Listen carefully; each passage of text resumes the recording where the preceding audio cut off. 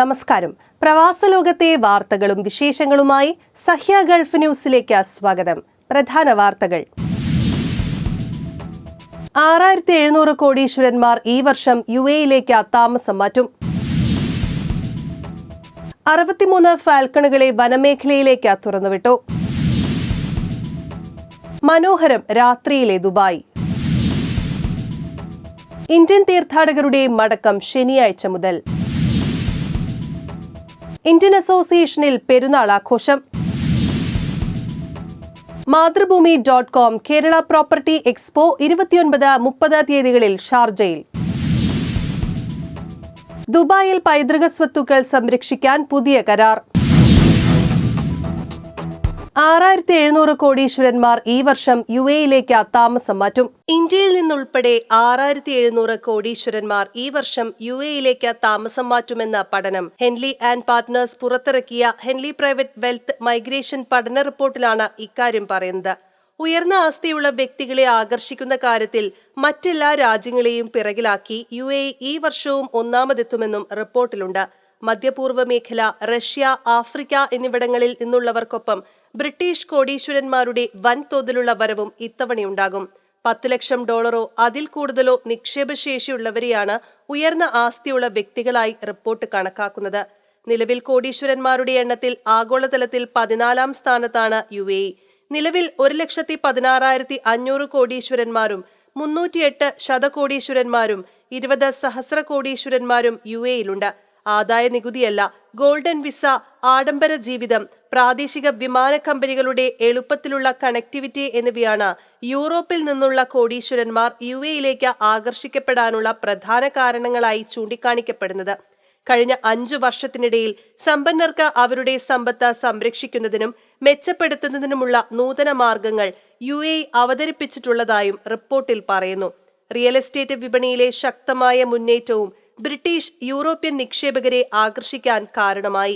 കൂടാതെ UK-യിലെയും മറ്റ് പാശ്ചാത്യ രാജ്യങ്ങളിലെയും ഉയർന്ന നികുതികളും കോടീശ്വരന്മാരെ UAE-യിലേക്ക് എത്തിക്കുന്നതായി റിപ്പോർട്ടിൽ പറയുന്നു.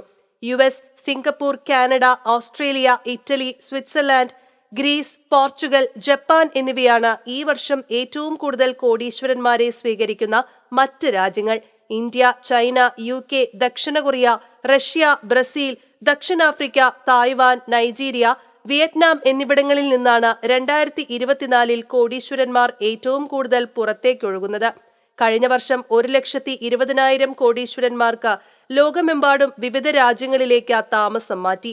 ഈ വർഷം അത് 1,28,000 ആയും 2025-ൽ 1,35,000 ആയും വർദ്ധിക്കുമെന്ന് പ്രതീക്ഷിക്കുന്നതായും റിപ്പോർട്ടിൽ പറയുന്നു. News desk, Sahya news, Abu Dhabi.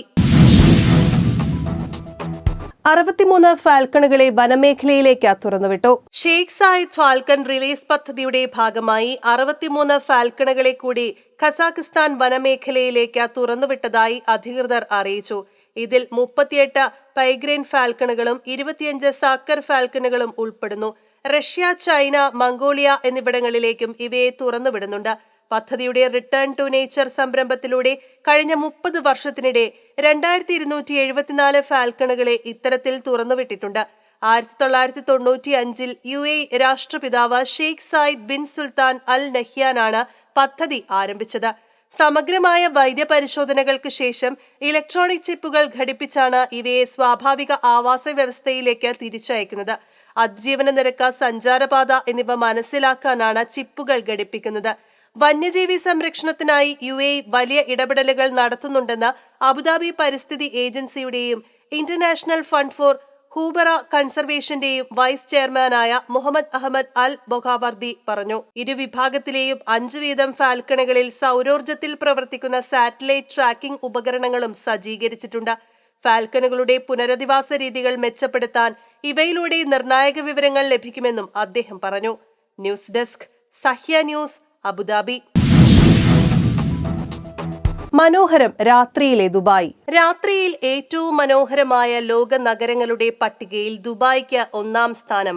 136 നഗരങ്ങളെ ഉൾപ്പെടുത്തിക്കൊണ്ട് ഹോളിഡേ കമ്പനിയായ ട്രാവൽ ബാഗ് നടത്തിയ പഠനത്തിലാണ് ദുബായിയെ തിരഞ്ഞെടുത്തത്.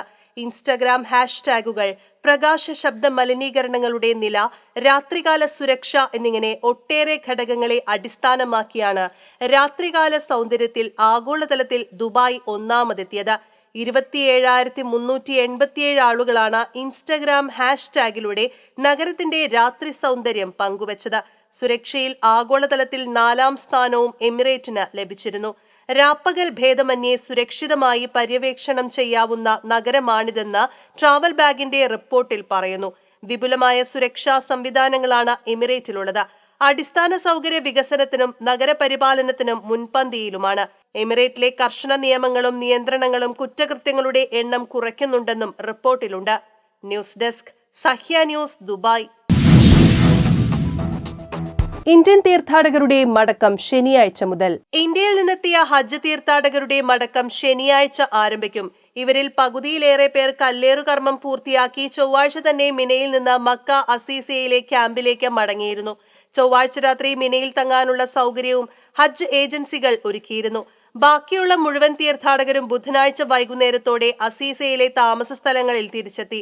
തിരക്കൊഴിവാക്കാൻ ഹജ്ജ് മന്ത്രാലയം ഓരോ സർവീസ് കമ്പനിക്കും മിനയിൽ നിന്ന് മടങ്ങുന്നതിന് പ്രത്യേകം സമയം അനുവദിച്ചിരുന്നു. ഹജ്ജ് സർവീസ് കമ്പനികൾ ഏർപ്പെടുത്തിയ ബസ്സുകളിലാണ് ഹാജിമാരെ താമസ സ്ഥലങ്ങളിൽ തിരിച്ചെത്തിച്ചത്. ചുരുക്കം ഹാജിമാർ ചൊവ്വാഴ്ച കാൽനടയായി താമസ സ്ഥലത്ത് തിരിച്ചെത്തിയിട്ടുണ്ട്. താമസ സ്ഥലങ്ങളിലേക്ക് കാൽനടയായി മടങ്ങുന്ന ഹാജിമാർക്ക് വഴി കാണിക്കാനായി മലയാളി സന്നദ്ധ സേവന സംഘടനകൾ മിനയിലെ വിവിധ വഴികളിൽ തമ്പടിച്ചിരുന്നു. സംസ്ഥാന ഹജ്ജ് കമ്മിറ്റിക്ക് കീഴിലെത്തിയ മലയാളി ഹാജിമാരിലധികവും ബുധനാഴ്ച കൂടി കല്ലേറുകർമ്മം പൂർത്തിയാക്കിയാണ് മടങ്ങിയത്. News desk, Sahya news, Riyadh. Indian അസോസിയേഷനിൽ പെരുന്നാൾ ആഘോഷം. ഇന്ത്യൻ അസോസിയേഷനിൽ ബലിപെരുന്നാൾ ആഘോഷിച്ചു. കമ്മ്യൂണിറ്റി ഹാളിൽ നടന്ന ആഘോഷം ദുബായ് ഇന്ത്യൻ കോൺസുലേറ്റിലെ കോൺസൽ സുനിൽ കുമാർ ഉദ്ഘാടനം ചെയ്തു. ഭാരവാഹികളായ Shaji John, P K. Reji, cultural committee convener K T. Nair എന്നിവരും സംസാരിച്ചു. ജിബി ബേബി സ്വാഗതവും അബ്ദുമനാഫ് നന്ദിയും പറഞ്ഞു. കുവൈറ്റ് തീപിടുത്തത്തിൽ മരിച്ചവർക്ക് ആദരാഞ്ജലി അർപ്പിച്ചു. ആദിൽ ആത്തുവും സംഘവും അവതരിപ്പിച്ച ഗാനമേള, ഷാർജ ഇന്ത്യൻ സ്കൂൾ ഗേൾസ് വിഭാഗം അവതരിപ്പിച്ച കലാപരിപാടികൾ എന്നിവയുമുണ്ടായി. News desk, Sahya news, Sharjah. മാതൃഭൂമി.com കേരള പ്രോപ്പർട്ടി എക്സ്പോ 29-30 തീയതികളിൽ ഷാർജയിൽ. മാതൃഭൂമി.com ക്രെഡായിയുടെ സഹകരണത്തോടെ സംഘടിപ്പിക്കുന്ന കേരള പ്രോപ്പർട്ടി എക്സ്പോ എഡിഷൻ 8 29-30 തീയതികളിൽ ഷാർജയിൽ നടക്കും. ഷാർജ എക്സ്പോ സെന്ററിലെ ഹാൾ നമ്പർ 5-ലാണ് കേരളത്തിലെ പ്രമുഖ ബിൽഡർമാർ പങ്കെടുക്കുന്ന പ്രോപ്പർട്ടി എക്സ്പോ നടക്കുക. 200-ലേറെ പ്രൊജക്ടുകളുമായി കേരളത്തിൽ നിന്നുള്ള പ്രമുഖ ബിൽഡർമാർ പങ്കെടുക്കും. തിരുവനന്തപുരം, കൊച്ചി, കോട്ടയം, തിരുവല്ല, തൃശൂർ, കോഴിക്കോട്, കണ്ണൂർ തുടങ്ങി കേരളത്തിന്റെ വിവിധ ഭാഗങ്ങളിൽ നിന്നുള്ള ബിൽഡർമാരെത്തും. നിർമ്മാണം പൂർത്തിയായതും നടക്കുന്നതുമായ ഫ്ളാറ്റുകൾ, വില്ലകൾ തുടങ്ങിയ പ്രൊജക്ടുകൾ ഉണ്ടായിരിക്കും. പ്രവാസി മലയാളികൾക്ക് കേരളത്തിലെ മികച്ച ഒട്ടേറെ പ്രൊജക്ടുകളെ കുറിച്ച് ഷാർജയിൽ വിശദമായി മനസ്സിലാക്കാം. ഇഷ്ടപ്പെട്ട പ്രോപ്പർട്ടി ബുക്ക് ചെയ്യാനും അവസരമുണ്ട്. ബാങ്കിംഗ്, ഫിനാൻസ് മേഖലയിൽ നിന്നുള്ള ബ്രാൻഡുകളും എക്സ്പോയിൽ ഉണ്ടാകും. അതിനാൽ ഭവന വായ്പകളെ കുറിച്ച് മനസ്സിലാക്കാനാകും. നാട്ടിലെത്തുമ്പോൾ അവധിക്കാലം ഫലപ്രദമായി ഉപയോഗപ്പെടുത്താനും കഴിയും. മുൻവർഷങ്ങളിൽ വിജയകരമായി ഒരുക്കിയ കേരള പ്രോപ്പർട്ടി എക്സ്പോ പ്രവാസി മലയാളികൾക്കും ബിൽഡർമാർക്കും ഒരുപോലെ പ്രയോജനകരമായിരുന്നു. യുഎയിലെ വിവിധ എമിറേറ്റുകളിൽ നിന്ന് 100 കണക്കിന് ആളുകളാണ് എത്തിയത്. കേരള പ്രോപ്പർട്ടി എക്സ്പോയുടെ ഭാഗമായി കുട്ടികൾക്കായി കുട്ടി ആർജെ, പെയിന്റിംഗ് മത്സരങ്ങൾ തുടങ്ങിയവയും സംഘടിപ്പിക്കുന്നുണ്ട്. ഗായിക നിത്യ മമൻ എക്സ്പോയിലെത്തും. പ്രവേശനവും പാർക്കിംഗും സൗജന്യമാണ്. News desk, Sahya news, Sharjah.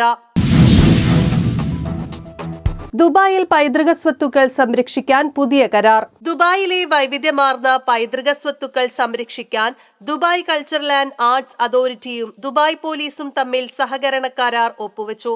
Heritage police അൽ അസസ് എന്ന പുതിയ പദ്ധതിയാണ് കരാറിലൂടെ യാഥാർത്ഥ്യമായത്. കരാർ പ്രകാരം പൈതൃക സ്വത്തുക്കളുടെ സംരക്ഷണ ചുമതല ഹെറിറ്റേജ് പോലീസിനായിരിക്കും. അൽ ഷിണ്ടക, ഹിസ്റ്റോറിക്കൽ നെയ്ബർഹുഡ്, ഹത്ത ഹെറിറ്റേജ് വില്ലേജ് എന്നിങ്ങനെ പ്രധാനപ്പെട്ട പൈതൃക പ്രദേശങ്ങളിൽ ഹെറിറ്റേജ് പോലീസിനെ വിന്യസിക്കാനാണ് പദ്ധതി. സന്ദർശകർക്ക് എമിറേറ്റിന്റെ ചരിത്രം പരിചയപ്പെടുത്താനും സാംസ്കാരിക മൂല്യങ്ങൾ പ്രോത്സാഹിപ്പിക്കാനുമാണ് പുതിയ സഹകരണം ലക്ഷ്യമിടുന്നത്.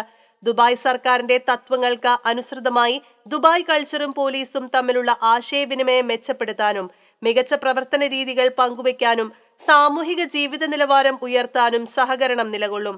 സർക്കാർ നിർദ്ദേശങ്ങൾ പാലിക്കാൻ ദുബായ് പോലീസ് ജനറൽ കമാൻഡ് പ്രതിജ്ഞാബദ്ധരായി തുടരുമെന്ന് പോലീസിലെ operation affairs assistant commander in chief major general Abdullah Ali Al Khaithi പറഞ്ഞു. എമിറേറ്റിന്റെ സമ്പന്നമായ സാംസ്കാരിക പൈതൃകം സന്ദർശകർക്കായി പ്രദർശിപ്പിക്കാനും ക്രിയാത്മകവും നൂതനവുമായ സംരംഭങ്ങളും പരിപാടികളും അവതരിപ്പിക്കാനും കരാർ സഹായിക്കുമെന്നും അദ്ദേഹം പറഞ്ഞു. News desk Sahya news, Dubai. ഇനി ഇന്നത്തെ ഗൾഫ് രാജ്യത്തെ കറൻസിയും ഇന്ത്യൻ രൂപയുമായുള്ള വിനിമയ നിരക്കുകൾ.